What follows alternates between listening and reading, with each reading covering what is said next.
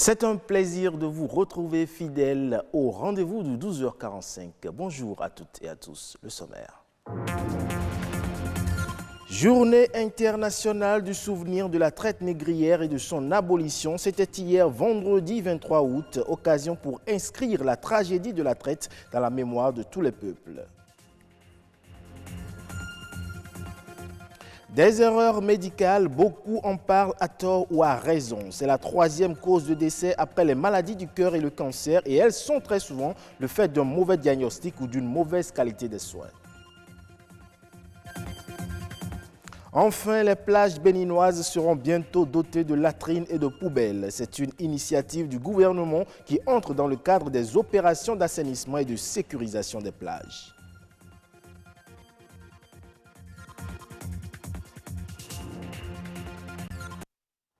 Bienvenue si vous nous rejoignez. Au cours du premier semestre de l'année 2019 et en nouvelle brève, le Bénin, à travers l'agence UMOA Titres et la Direction générale du Trésor et de la comptabilité publique, a sollicité les investisseurs du marché des titres publics de l'UMOA 4 fois de suite. Ainsi, le montant total des emprunts du Bénin s'élève à 101,93 milliards de francs CFA. Ces emprunts sont constitués de bons assimilables du Trésor dont des titres de créance sont à court terme d'une maturité inférieure à 2 ans d'une part et des obligations assimilables du Trésor de créance à moyen et long terme d'une maturité supérieure à 3 ans. Les emprunts émis ont pour but de mobiliser des ressources financières budgétaires pour réaliser certains projets dans le programme d'action du gouvernement.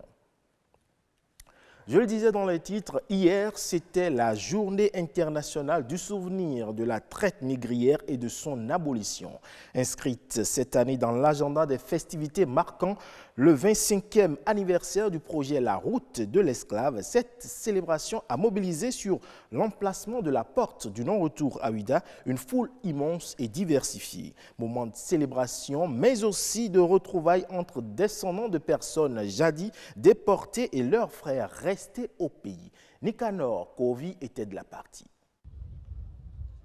Au pied de la porte du non-retour, le spectacle d'un commerce d'humains dont la journée internationale du souvenir de la traite négrière et de son abolition entretient la mémoire. Nombreux, les afro-descendants présents ont contenu avec peine leur émotion 111 ans après le décret d'abolition de l'esclavage en France. Nous sommes venus ici sur le chemin de la réparation. Nous avons retrouvé la reconnexion. Nous sommes en train de nous reconnecter avec nos frères, nos sœurs qui avaient été déconnectés de nous par le viol, par le vol. Après ça, nous serons plus forts, plus soudés, plus reconnectés pour faire vivre la renaissance africaine. La GISNA, pour se souvenir et briser le silence, tout comme le veulent les objectifs du projet de la route de l'esclave, intérêts convergents qui appelle à la reconnexion avec une Afrique démographiquement saignée. Mais c'est également le 25e anniversaire du projet La Route de l'Esclave. Résistance, liberté, héritage de l'UNESCO, qui depuis un quart de siècle œuvre pour aider les gouvernements, les universités, les médias et les organisations de la société civile à ouvrir ces pages tragiques de notre histoire, combattre l'oubli et le déni d'un passé pourtant bien documenté, tant d'archives écrites, orales ou matérielles, et faire connaître cet héritage dans toute sa complexité. En pérennisant la célébration du 23 août chaque année, le CCCOM 23, organisateur de la GISNA Ouidah, œuvre pour une ouverture de la célébration à la jeunesse. Dans son action, c'est pouvoir trouver dans l'UNESCO un allié pour la sauvegarde d'un héritage commun. Nous essayons de faire institutionnaliser cette mémoire au Bénin et dans toute l'Afrique par tous les moyens.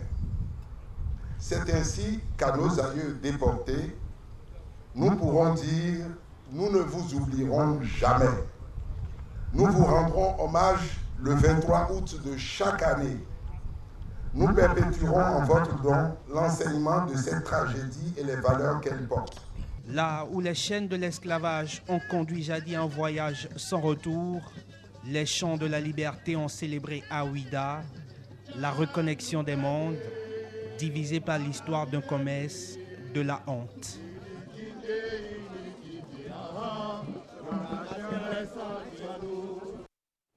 Merci à vous, Tikaner, pour ces moments d'émotion. C'est la 3e cause de décès dans le monde après les maladies du cœur et le cancer. Et selon une étude de l'Organisation mondiale de la santé, dans 7 pays développés, un patient hospitalisé sur 300 décède des suites d'erreurs médicales, soit près de 500 000 décès des suites d'erreurs médicales dans le monde. Des chiffres somme toute alarmants qui sont parfois la conséquence de la mauvaise qualité des soins, soit de l'excès de confiance, mais également d'un manque de personnel médical et infirmier. Que comprendre par erreur médicale? C'est à suivre dans cet élément. Il n'est plus rare d'entendre qu'un individu porte un handicap à vie ou passe de vie à trépas à cause d'une erreur médicale. Une erreur médicale telle que c'est formulé, c'est tout ce que vous commettez et qui n'est pas conforme à la norme. La caractéristique en milieu de santé, c'est que quand on commet l'erreur à la santé, on meurt ou la victime porte des séquelles indélébiles. Juste les moyens qui manquent ou que la conscience professionnelle fasse défaut et l'irrécupérable est fait. Un agent de santé a une obligation, non seulement de résultats, mais une obligation totale de moyens, comme on l'avait connu avant. Les cas sont légion. Parfois, l'erreur médicale advient par la cupidité de l'agent de santé ou par intention de nuire. Le cas d'une dame, elle s'appelle... Bon, l'émotion me prend, je continue. Cette dame dont je parle, la grossesse n'est pas arrivée encore à terme. Et dans une clinique privée, dans ce Cotonou, on décide de faire une intervention chirurgicale parce que l'intervention chirurgicale va rapporter plus à cette clinique que si on attendait le délai de 9 mois pour qu'elle accouche naturellement. On a enclenché une intervention chirurgicale précocement. Mais pendant l'opération, on s'est rendu compte qu'il y a un instrument qu'on n'a pas dans sa boîte à instruments. On a laissé le malade, dont le ventre est déjà ouvert là, pour aller chercher l'instrument au dehors. Et quand on est revenu avec l'instrument, l'oxygène a fait défaut, mais on n'a pas assez d'oxygène. On est ressorti une deuxième fois au cours de l'intervention pour aller chercher l'oxygène chez un autre collègue. Cette dame qui est morte, dans ces conditions-là, ce n'est pas bien. Ce qui est pire par rapport à ce que nous disons là, c'est la dangerosité de l'homme béninois. Dans son cœur noir, il remplit les églises, il remplit les mosquées, il donne l'impression qu'il a l'amour du prochain, alors qu'en réalité c'est faux.